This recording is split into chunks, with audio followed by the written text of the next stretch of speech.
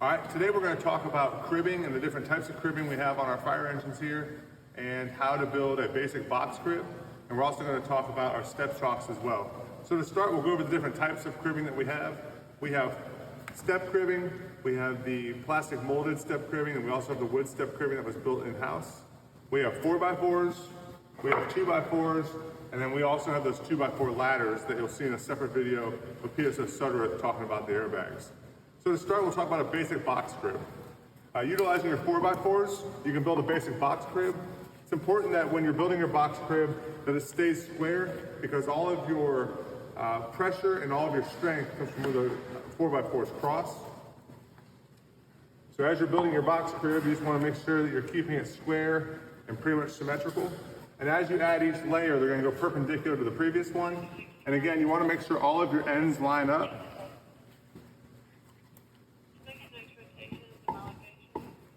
So this is your basic box crib.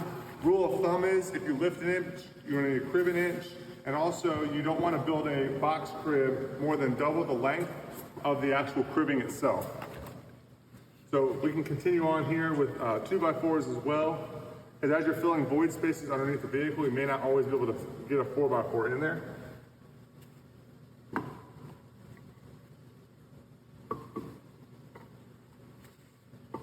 This will be a basic box crib. Again, making sure that your ends are symmetrical because this is where all your strength is going to come from all of these cross points. And this will be the same thing we're going to do as we're utilizing the airbags. You'll build your platform based off this basic platform, and then you also use this for your cribbing. Talk about our step cribbing. This is the step cribbing here. Step cribbing has many uses. It can also be used right side up, and you can also flip it over and use it this way as a wedge or a chalk as well. These can be used for chalking wheels. They can be used for cribbing the sides of a vehicle as you're lifting the vehicle. Many times you'll see them flipped over upside down like this, and they'll be placed under a vehicle, and you'll see them struck with the back of a flathead axe. Today we're going to be talking about the new airbags that we have on 3272. A lot of you have used airbags before. Some of you have not used airbags before, so this is going to be kind of a basic idea of how to use the airbags as far as what the system is composed of. We're going to talk about the different roles in an airbag system for actually lifting. We're going to talk about cribbing, which will be used for capturing the load, and then we're going to demonstrate a scenario of actually lifting one of our apparatus. So to get things started, as the name suggests, these are high pressure airbags. There are two types of airbags. We have high pressure and there's a low pressure. High pressure is designed for lifting. Low pressure is designed for void filling. We don't have that type. That would be what you would have for like trench rescue, something where you have large voids that you got to fill. These are going to be high pressure airbags. We can use them for lifting heavy objects such as vehicles in an MVC, structural collapse, construction components. There's a lot of different things that we might utilize these high pressure airbags for. So we're going to talk about the system first. As the name says, high pressure, it requires high pressure, high air pressure. We're going to get that pressure from our standard 4,500 PSI air bottle. One of these bottles can last for a full incident, maybe 2 incidents for the most part. It doesn't utilize a lot of air. It's going to come from the pressure within. What you want to do is you're going to have this high pressure cylinder, 4,500 PSI again, and first thing we want to get is our pressure regulator. So this is designed to fit on the threads of a 4,500 PSI air bottle. And what it's going to do is it's going to regulate the pressure and reduce it so that it can be utilized safely for our high pressure system. And it is stored inside of this box with the rest of the components. So what I'm going to do is I'm going to take this and I'm just going to put it on standard, just like you would anything else. Screw it all the way down till it's tight. Once that is in place, you'll notice you have a knob here. You see the green and the red. Green means air is going to go through. Red is going to stop the air. It's just a quarter turn, so I've got it in the off position, and I'm going to turn it on. And so now I have pressure to this point right here. The next thing that we want to do is we have got to move the air from here to the next thing in the series, which is going to be the control valve. This is a dual control valve, so it can control 2 airbags at one time. So to get the air to this system, we have 5 hoses, 16-foot hoses. That each one is a different color. It doesn't matter which one you have. The point is so that we can identify which hose we're using at a time. So I'm going to grab the green hose. These hoses have a coupling on them. It's just your normal quick connect. So you're just going to press it, pull it apart, and you're going to put it in place. Now, these are not like the older style air hoses. You actually have to tighten down this coupling. When you tighten this down, it does 2 things.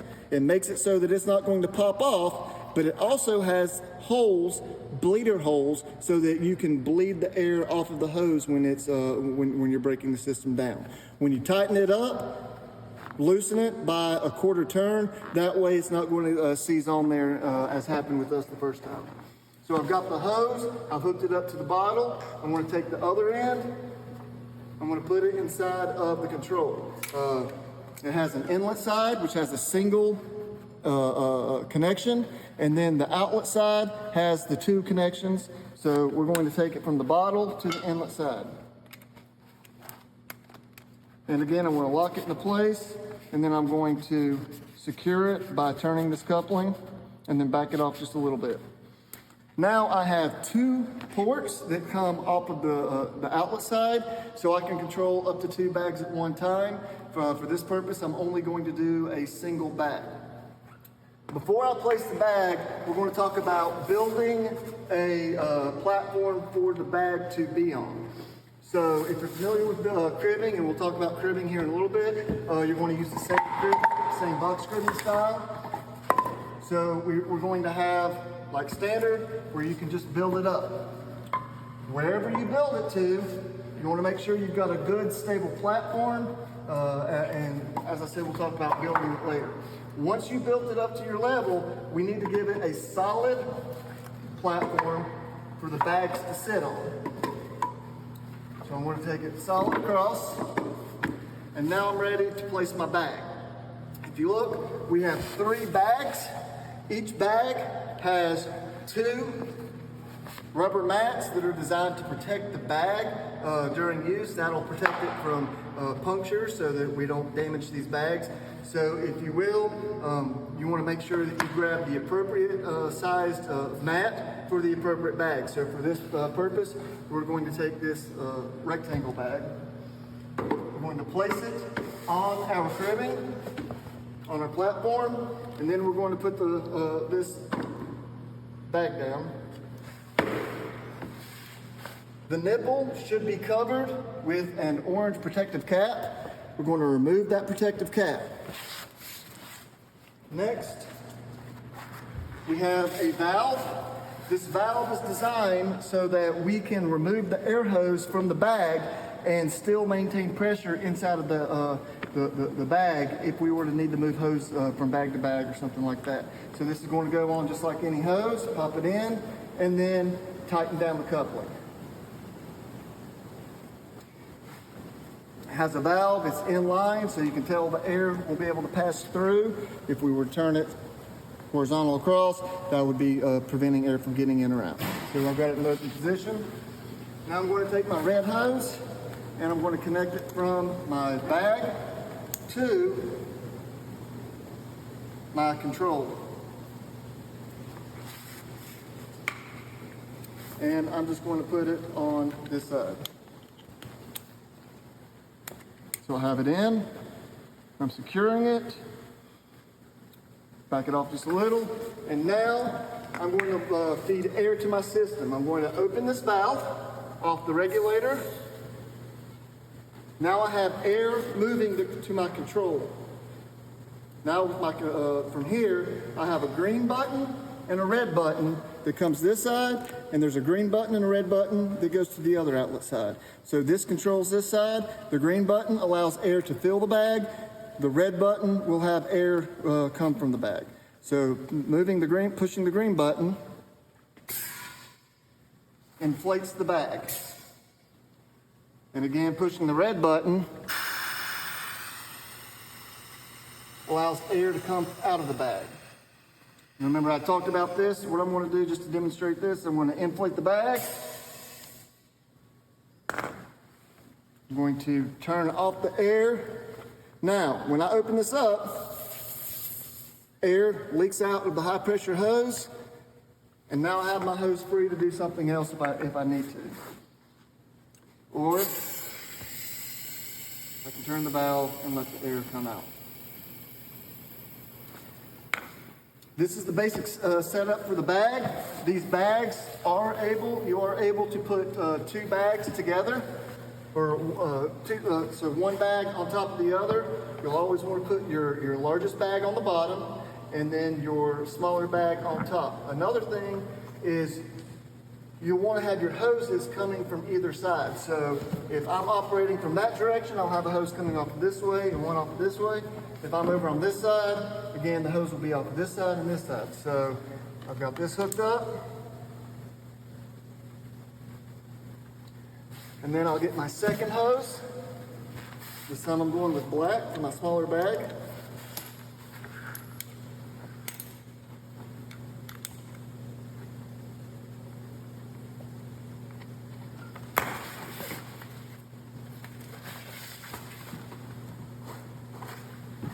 Put my valve.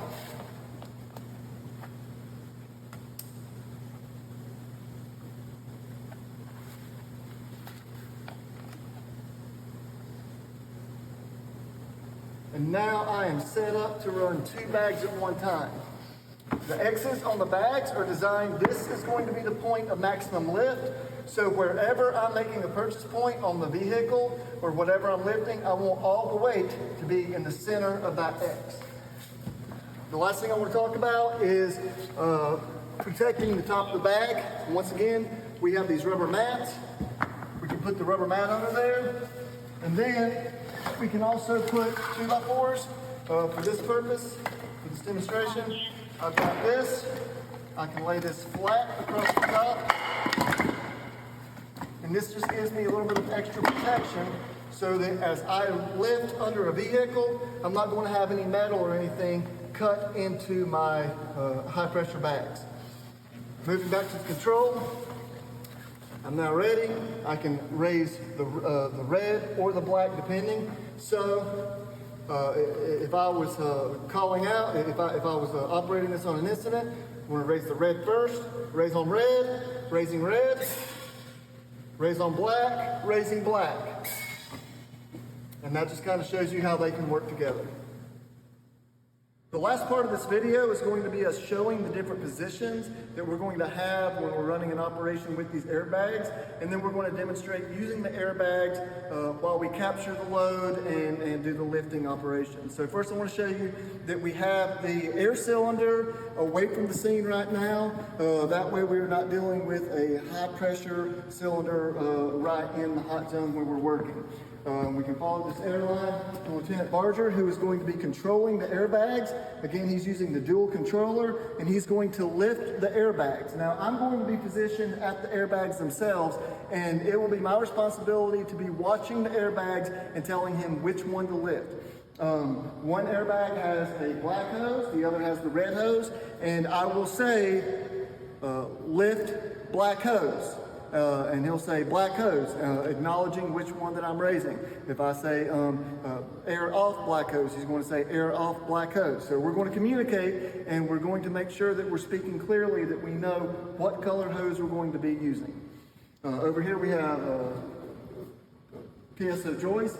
He's going to be capturing the load. Now this is going to be a very busy position to be at, and as Bald Head Island personnel, you're going to identify that we don't have a lot of personnel, and in this type of incident, we're really going to be strapped to personnel because you've got one person who's controlling the airbags, one person who's actually monitoring and giving the commands, another person who's trying to capture the load, but he really needs somebody there to be handing him his materials because he's going to be removing 2x4s, replacing with 4x4s, so there's a lot of activity going on with him. So because we're limited on personnel, not only am I going to have to be watching that, I'm also going to have to kind of give him a little bit of assistance. In a normal incident, you also need somebody who's going to be watching the entire scene because this vehicle can become very unstable. If you notice, we have these step cribbing, chocking the back wheels, because as we lift this ambulance off those front wheels, it's going to want to roll backwards, and so we've got to make sure that we stabilize that vehicle and it doesn't roll away from us. You'll notice that all of us are wearing our full bunker gear, eye protection, and gloves and helmet. As you're training on this, make sure that you're wearing the same stuff. So we are going to go ahead and begin this operation. So I'm going to take my position. Pete, if you'll take your position. Lieutenant Barger, are you ready? Ready. We have a pressurized system to Lieutenant Barger. I have two airbags in place. My bottom one has the red hose connected. My top one has the black hose connected. Lieutenant Barger, lift on red. Lifting on red. Stop on red. Stop on red.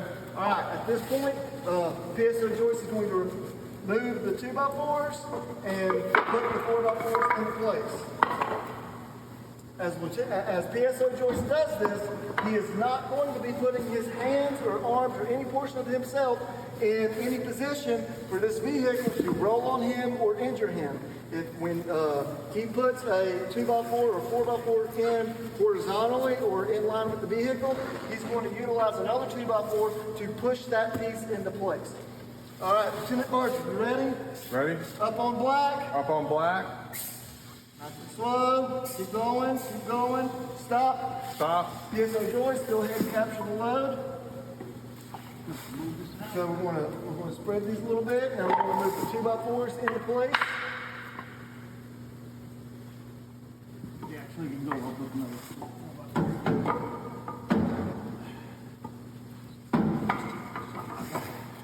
Just a little bit higher, okay? Up on red. Up on red. Hold. Hold. All right. You'll notice PSO Joyce is using the 2x4 to push that piece into place, and he'll use this 2x4 to put into place.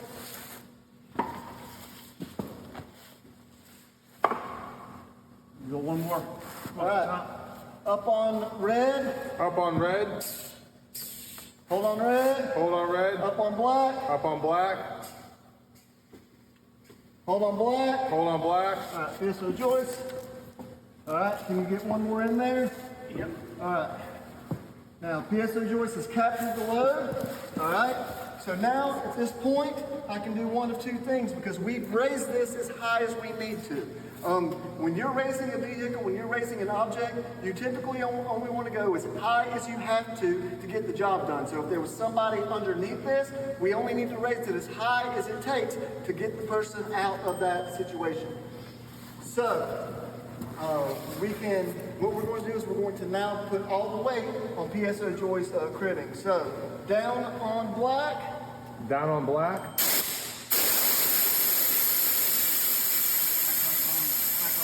Stop. Stop. Up on black. Up on black. So PSO Joyce noticed that there was a problem, so he called a stop so that he can correct that problem. All right, down on black. Down on black.